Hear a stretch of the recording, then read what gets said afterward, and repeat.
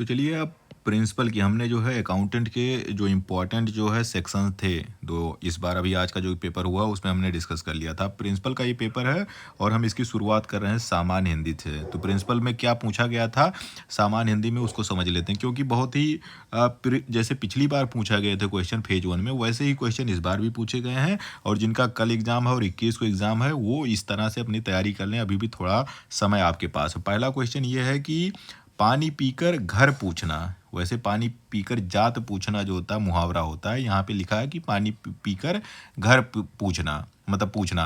तो पहले दो चीज़ है, पानी पीकर मतलब पहले हमने अपना काम कर लिया, हमको प्यास लगी थी, पानी पी लिया। उसके बाद हम पूछ रहे हैं भाई किसका घर था, तो इसका भाव तो आपको क्लियर हो जाना चाहिए। आराम से विचार करना, काम निकलने के बाद सोचना, विपरीत काम करना या अनोखा काम करना। पानी पीकर जात पूछना या पानी पीकर घर पूछने का जो है सही अर्थ होता है कि काम निकलने के बाद कुछ सोचना या काम निकलने के बाद अपने स्वार्थ पूरा होने के बाद कोई चीज़ उस पर विचार करना। ये सही उत्तर हो गया इसका। दूसरा क्वेश्चन ये पूछा है जंगम, एक शब्द आ गया विलोम का। ठीक है, विलोम का। जिन्होंने अकाउंटेंट हिंदी का पेपर नहीं देखा है वो देख लें, मतलब प्लेलिस्ट में पड़ा हुआ, कोर्सेस में पड़ा हुआ, सब जगह हमने हिंदी वाले में डाल रखा है, तो वो भी सॉल्व आप लोग कर लीजिए, देख लीजिए। थोड़ा सा 10-15 मिनट का वीडियो है। जंगम का विलोम आपको बताना है। जंगम, तो जंगम का विलोम तब बता पाओगे जब आपको इसका अर्थ पता हो। चीज़ें ऐसी होती है, कुछ हिंदी में ऐसे शब्द होते हैं जिनका अर्थ आपको पता होगा, तब आप उसमें आगे बढ़ पाओगे। जंगम का मतलब होता है मोबाइल, यानी चल, जो चल सके, जो जीवित हो, उसके लिए यूज होता है। तो जंगम का अगम या जंगम का दुर्गम, ये मिल रहा, मतलब एक तरह से ना जंगम दुर्गम ऐसे हम याद ही करते हैं, या चंचल या स्थावर। तो जंगम का मतलब होता है चल या मोबाइल या जीवित, और इसका विलोम होता है स्थावर, मतलब जो स्थित है। जंगम जो चल सकता है, जो चल है, मोबाइल है, और स्थावर का मतलब जो स्थित है, जो जड़ है। तो सही विलोम हो गया जंगम का स्थावर। कई बार कई एग्जाम में ऐसे ये इस तरह के क्वेश्चन पूछे गए हैं, जंगम ही कई बार पूछा गया है। अब दुर्जन का संधि विच्छेद करना है, ये क्वेश्चन संधि विच्छेद से आ गया। इस बार जो है उन्होंने ये नहीं पूछा कि कौन सा संधि होगा, पिछले अकाउंटेंट में भी यही इस तरह से पूछा कि कौन सी संधि है, या संधि विच्छेद ही पूछा है, संधि विच्छेद करिए। तो संधि को, जो संधि क्या है, वर्णों का मेल है।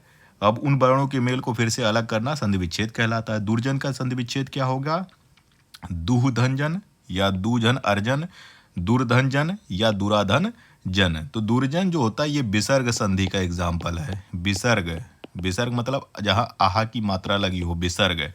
तो विसर्ग संधि है दुर्जन। दुख है, दुख ये क्या है, इस तरह के जितने भी जहाँ पे आपको विसर्ग दिख जाए, जहाँ पे दो बिंदी बगल में दिख जाए, वो विसर्ग संधि का एग्जाम्पल होता है। दुर्जन का जो होता है संधि विच्छेद होता है दुह धन जन, ये पहला वाला सही है। दुह धन जन, ये जो दोनों बिंदी लगी है ना, ये सही है। दुह धन जन दुर्जन, और इसमें विसर्ग संधि है, तो ये भी आपका क्लियर हो गया। अब पूछ रहा है पर्यायवाची, चंद्रमा का पर्यायवाची पूछा जा रहा है। कौन सा इसमें चंद्रमा का पर्यायवाची है, समान शब्द वाला क्या है, करवाल, चंद्रहास, राजीव या फिर राकापति। चंद्रमा हो गया, गाय हो गया, सूरज हो गया, आकाश हो गया, जल हो गया, समुद्र हो गया, फल हो गया, फूल हो गया, ये सारे कुछ बहुत ही कॉमन एग्जाम्पल है जो पर्यायवाची में पूछे जाते हैं। ये सब आपको याद होना चाहिए। चंद्रमा का, पति का, पत्नी का, नर का, नारी का, ये ऐसे क्वेश्चन पूछे जाते हैं। तो चंद्रमा का पर्यायवाची का अर्थ क्या है, रकापति, मतलब पर्यायवाची एक शब्द है रकापति। राका का मतलब होता है पूर्णिमा, पूर्णिमा का चांद होता है ना, पूर्णिमा। और पति का मतलब पति होता है या स्वामी। तो पूर्णिमा का स्वामी कौन होता है, चंद्रमा। तो क्या हो गया, चंद्रमा का पर्यायवाची क्या हो गया, राकापति। अब हम बात करते हैं अथ का विलोम आपको बताना। विलोम से दो शब्द पूछ लिया, अथ का विलोम बताना है। तो अथ करना, अथ का हम क्या करते हैं, अथ मतलब होता है शुरुआत करना, किसी चीज़ की शुरू करना। हम कोई किताब लिख रहे हैं या कोई विलोम कोई पैराग्राफ लिख रहे हैं, कोई भी चीज़ हम शुरू कर रहे हैं, तो जिसको शुरू करने के लिए हम कहते हैं अथ, और जब हम ख़त्म कर देते हैं तो उसको कहते हैं इति। अथ से इति तक, आदि से अनादि तक होता है, अंत से अनंत तक होता है। उदय का, उदय मतलब होता है निकलना, और अस्त का मतलब डूबना। तो अस्त का भी, उदय का होता है अस्त, अनंत का होता है जिसका अंत, अनंत मतलब जिसका अंत नहीं है। अब उसका आप उल्टा कर लीजिए, आदि का अनादि होता है, अथ का इति विलोम होता है। अब हम बात करते हैं, इसमें एक और संधि आ गया भाई, व्यंजन संधि। तो व्यंजन संधि वाला शब्द कौन सा है ये आपको बताना, निम्नलिखित में से कौन सा व्यंजन संधि वाला शब्द है। व्यंजन संधि का मतलब ये है कि जहाँ पे किसी व्यंजन के साथ कोई व्यंजन मिल जाए तो उसको हम कहते हैं कि इसमें व्यंजन संधि है। स्वर से स्वर मिल रहा है, अगर वर्णमाला में स्वर से स्वर मिल रहा है तो स्वर संधि होगी।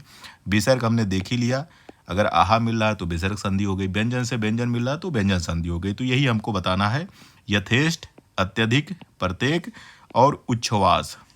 तो इसका संधि विच्छेद, यथेष्ट का संधि विच्छेद होता है यथा धन इष्ट। यथा, यथा में बड़ा आ की मात्रा है और ई है ही है, तो जब स्वर मिल रहे हैं तो ये दोनों स्वर संधि है, ये स्वर संधि है। यथेष्ट में स्वर संधि है।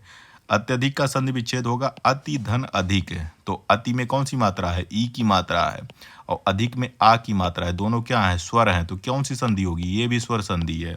प्रत्येक, प्रत्येक का संधि विच्छेद होता प्रति धन एक, तो प्रति में कौन सी मात्रा है, ई की मात्रा है, एक में कौन सी मात्रा की, ए की मात्रा है, तो ये दोनों स्वर ही तो मिल रहे हैं, तो स्वर से स्वर मिल रहा है तो स्वर संधि हो गया। उच्छ्वास, उच्छ्वास का संधि विच्छेद होता उत, आधा ता लगा हुआ है, कोई मात्रा नहीं है, आधा ता, उत। धन श्वास, उच्छ्वास, तो ये क्या हो गया, ये आधा ता, यहाँ पे कोई वो नहीं है, तो ता आधा ता है, मतलब व्यंजन है ये, इस व्यंजन के साथ आ मिल रहा है या सा मिल रहा है, तो क्या हो जाएगा भाई, ये भी आधा सा ही है, पूरा सा नहीं है, तो व्यंजन से व्यंजन मिल रहा है, तो ये कौन सी होगी, व्यंजन संधि होगी। तो उच्छ्वास जो होता है, उच्छ्वास का मतलब होता है सांस अंदर लेना, गहरी सांस लेना, उच्छ्वास का मतलब होता है। उच्छ्वास का संधि विच्छेद होता है उत धन श्वास, और इसमें कौन सी संधि है, व्यंजन संधि है। अब हम बात करते हैं कि भोजन को पचाने वाली अग्नि को, या भोजन की अग्नि या पेट की अग्नि, वो उसके लिए एक शब्द बताना है। मतलब यहाँ पे पूछा जा रहा है, अनेक शब्दों के लिए एक शब्द आपसे पूछा जा रहा है।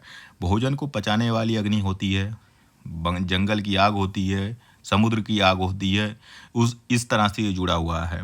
अब हम बात करते हैं कि क्या होगा, इसको क्या कहते हैं, जठर ग्रंथि, तो पढ़े हो ना, पेट की जठर ग्रंथि, हिंदी वाले पढ़े होंगे, इंग्लिश में तो नहीं लिखा जाता है।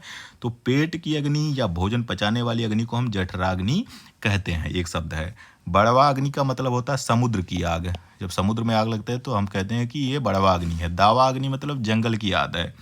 मंदाग्नि, मंदाग्नि ये भी कुछ होगा, इसका मतलब मुझे नहीं पता है, आप लोग कमेंट करके बताइएगा। अब यहाँ पे पूछा गया अगला चीज़ ये है कि बीड़ा पाड़ी में, एक समास पूछ लिया कि बीड़ा पाड़ी में कौन सा समास है, एक क्वेश्चन समास से आ गया। द्विगु समास है, कर्मधारी है, तत्पुरुष है या बहुब्रीहि है। तो बीड़ा पाड़ी का पहले अर्थ समझ लो। बीड़ा क्या होता है, बीड़ा क्या है, वाद्य यंत्र, बजाने वाला। किसके हाथ में होता है, पाड़ी मतलब होता है हाथ, तो किसके हाथ में बीड़ा होती है, माँ सरस्वती, माँ सरस्वती, देवी सरस्वती के हाथ में बीड़ा होती है। तो बीड़ा पाड़ी मतलब जिसके हाथ में बीड़ा है, तो वो किसके लिए होता है, मतलब उसका मतलब है किसका, वो है सरस्वती माँ का प्रतीक है, सरस्वती माँ का प्रतीक है। तो इस तरह से जब हमें कोई तीसरा अर्थ मिलता है तो वो बहुब्रीहि समास का एग्जाम्पल होता है। जितने भी इस तरह के नाम होते हैं, लंबोदर, ये सब क्या है, लंबा है उदर जिसका, ये सारे जिस तरह से भगवान के जितने नाम हैं इस तरह के जिसमें तीसरा अर्थ निकलता है, वो बहुब्रीहि समास का एग्जाम्पल होता है। द्विगु समास में क्या होता है, द्विगु समास में संख्या होती है, तिराहा, चौराहा, पंचाहा, पंचग्रंथ, ये सारी होंगी, उसमें कोई संख्या होगी द्विगु समास में। कर्मधार में विशेषता, विशेषण और विशेषता होगी, एक कोई उसमें विशेषता बताना होगा, जैसे काला नमक, काला नमक, काला पानी, लाल फूल, इसमें लाल है, रंग है, ये विशेषता बता रहा है कि भाई नमक ऐसा जो काला है, फूल जैसा जो लाल है। तो ये बहुब्रीहि, वो कर्मधारय समास में आता है। कर्मधार में हमेशा एक विशेषता और एक विशेष होता है। तत्पुरुष समास में संधि विच्छेद होता है। अकाउंटेंट में पूछा है कि रसोई घर का संधि विच्छेद, मतलब समास विग्रह करिए, रसोई घर का, तो रसोई के लिए घर, उसका समास विग्रह है, उसमें तत्पुरुष समास है। तत्पुरुष समास में जब भी आप जो समास विग्रह करोगे उस शब्द का, उसके बीच में का के की आ जाएगा, का के की कोई शब्द आ जाए, से आ जाए, मैं आ जाए, पर आ जाए, तो वो तत्पुरुष समास का एग्जाम्पल होगा। अब यहाँ पे पूछा रहा है कि वर्तनी की दृष्टि से निम्नलिखित में से कौन सा अशुद्ध है, मतलब किसकी वर्तनी अशुद्ध है, इष्ट का, अभीष्ट का, ईर्ष्या का या पृष्ठ का। तो ईस्ट ठा नहीं होता है, ईस्ट टा होता है, टा से टमाटर होता है, कुछ इस तरह से होता है ईस्ट, ईस्ट टा होता है, ठीक है, ईस्ट ठा नहीं होता है। तो ये आपका इसकी वर्तनी अशुद्ध है। बाकी अभीष्ट ये भी सही है, अगली बार हो सकता है कि ये इसको ऐसे टा कर दे तो ये गलत हो जाएगा। ईर्ष्या सही है, पृष्ठ भी सही है। तो जो जिसकी वर्तनी अशुद्ध है वो है ईस्ट है, ईस्ट, ठा ठा नहीं, ठठेरा नहीं होना चाहिए, ईस्ट टा से टमाटर होना चाहिए। अब लिखा है जल निधि। जल निधि का पर्यायवाची किसका पर्यायवाची है? जल निधि। वर्षा का, झरना का, सरोवर का या सागर का? तो जहाँ पे धी आ जाए, जल के साथ धी आ जाए, प्योधी, निर्धी, इस तरह से जहाँ भी आपको धी मिले तो समझिए वो समुद्र या सागर का पर्यायवाची होगा। तो ये रहा प्रिंसिपल का जनरल हिंदी का पेपर है। आगे हम इसमें और इंग्लिश के और जीएस में देखेंगे कि क्या क्वेश्चन पूछे गए थे।